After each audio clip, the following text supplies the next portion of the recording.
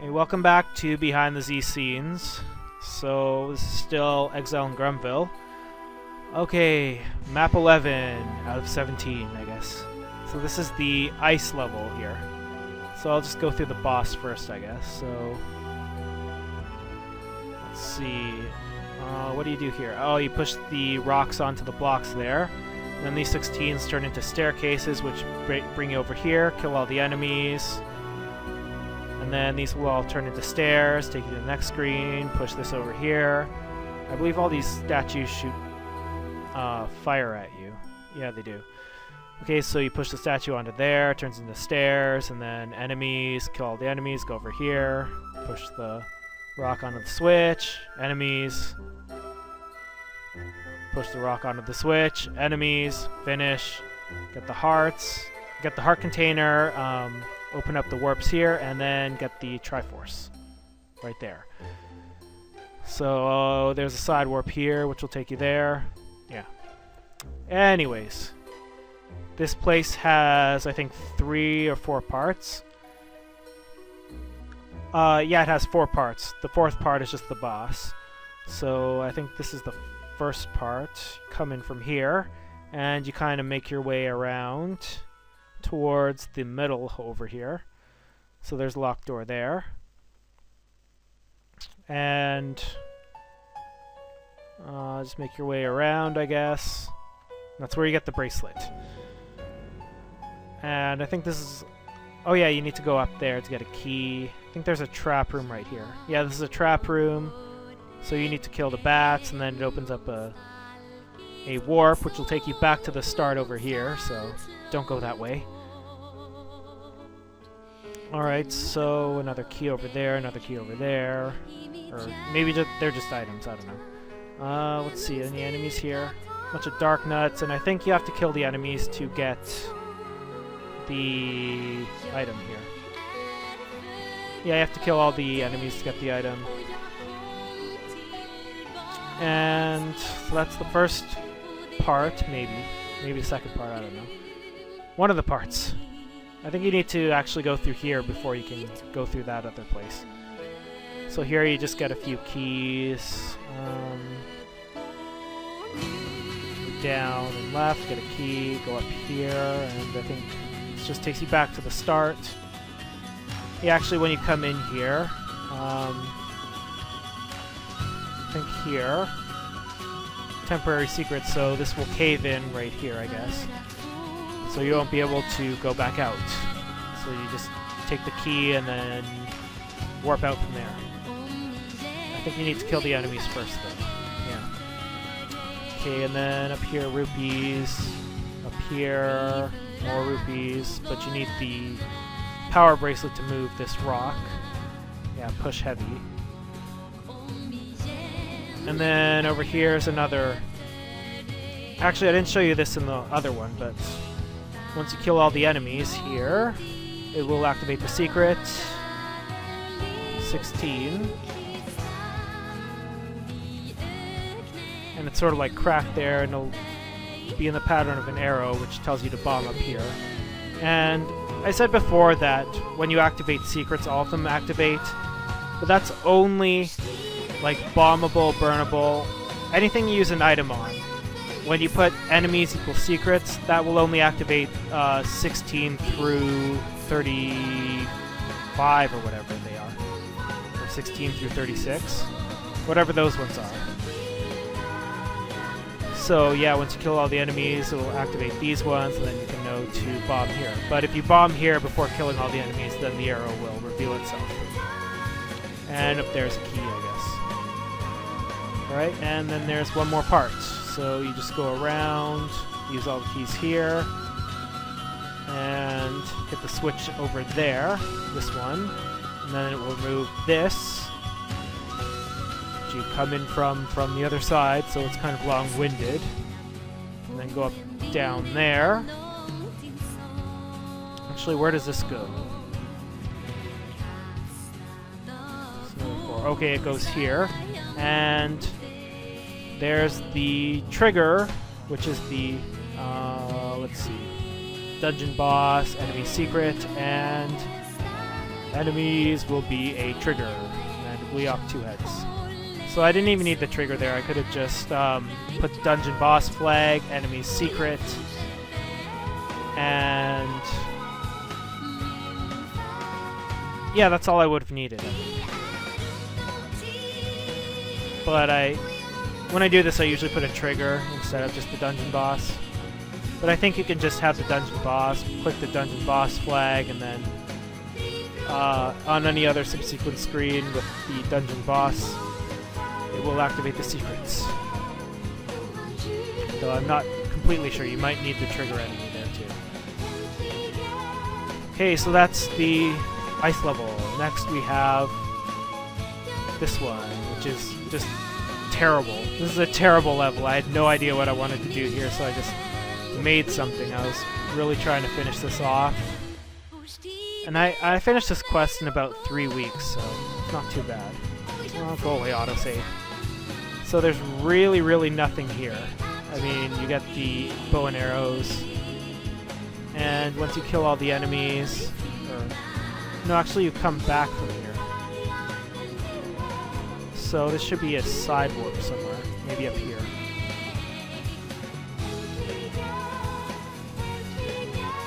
Let's see, side warp. Okay, so you just have to make your way there, I think. Let me see, is there a layer on here? 1271.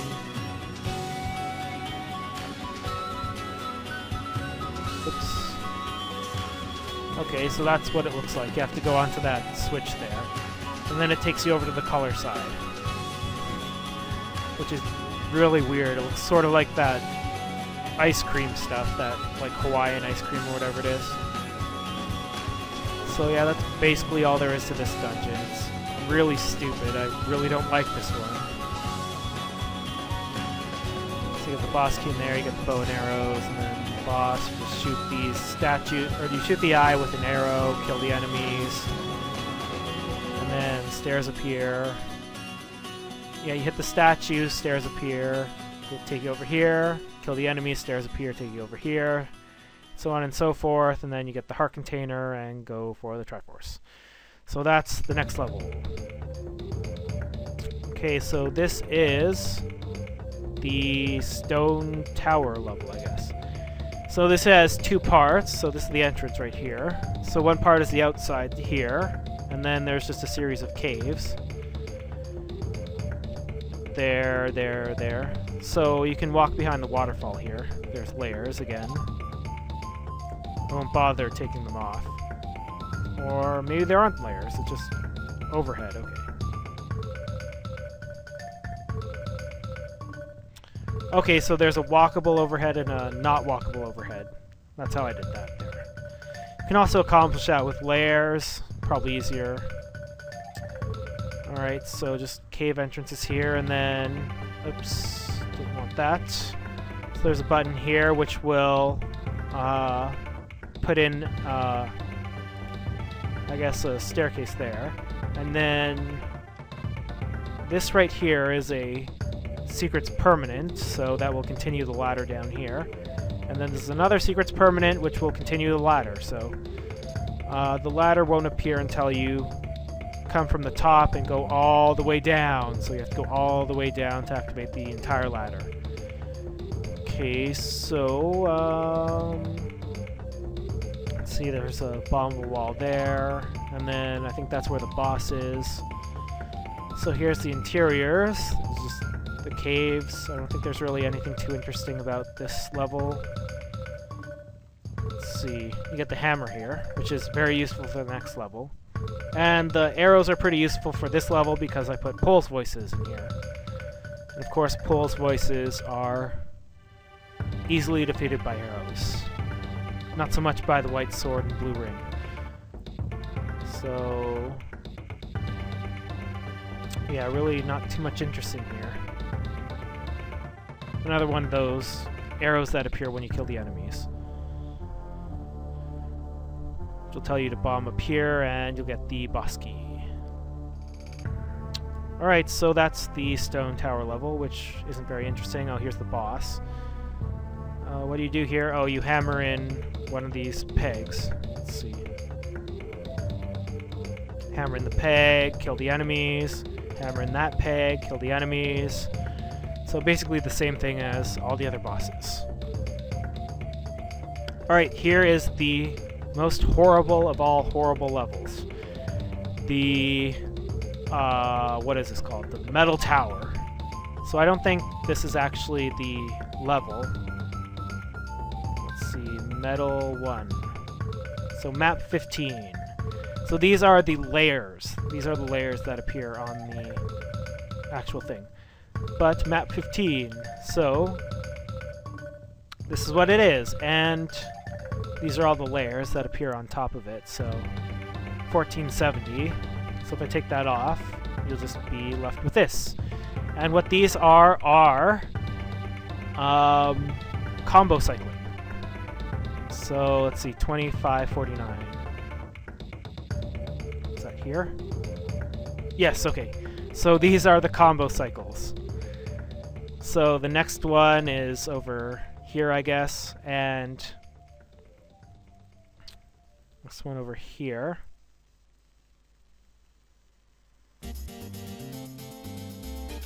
Okay, so some of them are opaque, some of them are transparent.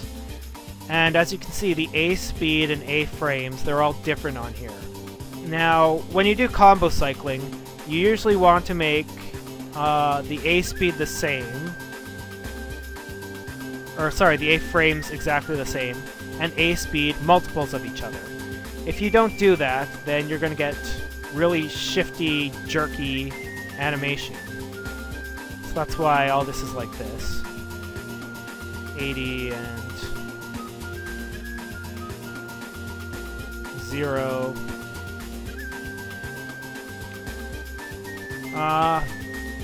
I'm not really sure. 2549, so that's all 2549. Well, anyway, oh, there's more over here, I think.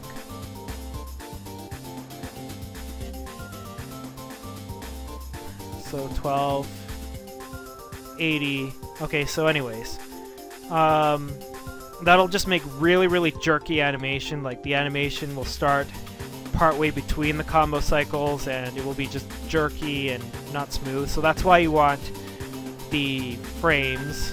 You want the speed to be the same, and you want the frames. Or wait, let me just see for a sec.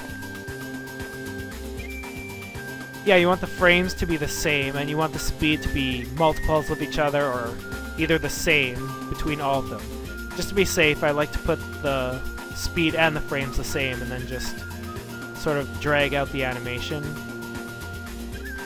But if you do it like this, you're going to get really jerky animations, and that's why if you actually look at this level in the Zelda Classic player, it has flickering lights because it combo cycles between opaque and transparent layers on opaque and transparent overhead layers. So you'll get really, really jerky animation. So it sort of has the effect of like the lights flickering on and off, I guess. And a lot of people find this level extremely annoying, myself included. But at least in 2.10, you have to put this on layer 0. You have to put combo cycling on layer 0, or else it won't cycle through the combos. And I didn't want it to be an overhead layer because then it wouldn't be jerky enough. It would just be really, really smooth animation all the way through. It would be sort of defined length instead of here where the speed is different, the frames are different, so it gets a really jerky feeling. So that's what I wanted there. So that's why all of these screens have layer 1 enabled. So when you have layer 1 enabled, all the walkability changes and everything. And other than that, there's not really too much interesting about the metal tower here. Do I have the flags on and everything? Actually, I think the flags affect the level 1 layers and not these layers. Let's see.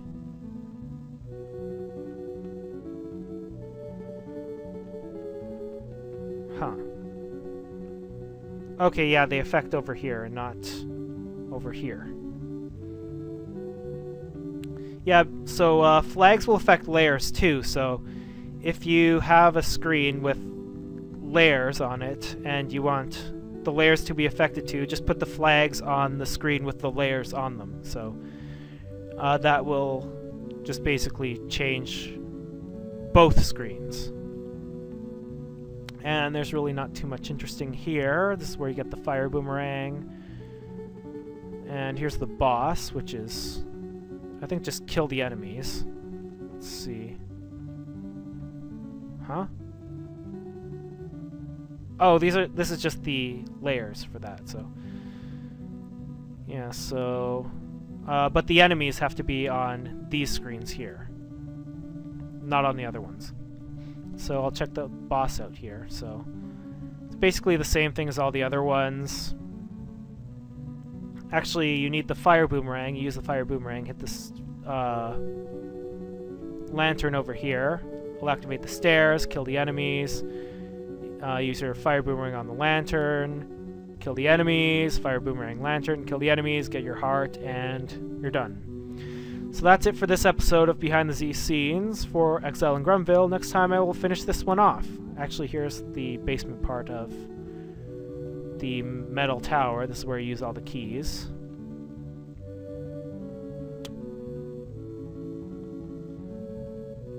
Yeah, so use all the keys here, which will take you to where the boss key is, down there. And I don't think there's any jerky animation down here. Power is solid.